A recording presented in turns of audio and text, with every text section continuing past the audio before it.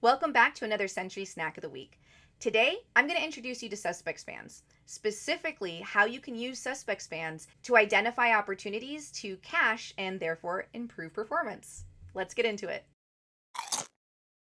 How's it going, everyone?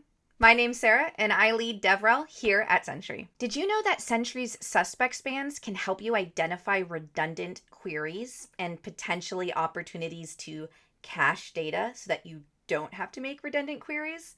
Well, I was pretty impressed by this when I read about it on our blog, and I wanted to tell you a little bit about it. Before we jump in, I want to define a couple of terms. A span is an operation taking place on a service, and a trace is that end-to-end journey of one or more connected spans. And when you're looking to improve performance, identifying slow spans is often a great place to start. Suspect spans is a performance feature that surfaces a list of spans that are connected to the most time spent within a transaction.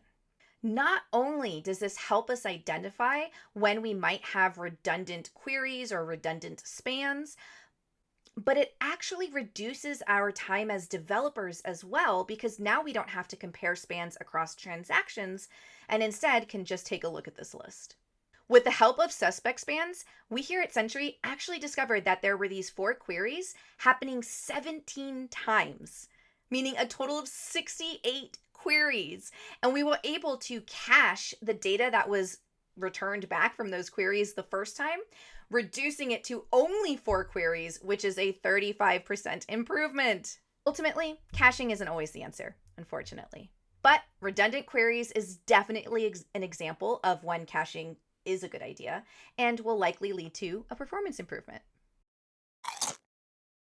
Caching isn't always the answer, but suspect spans can be a great way to help identify when it is. And don't forget to like, subscribe, and follow. You don't want to miss any more of these Sentry Snacks of the Week.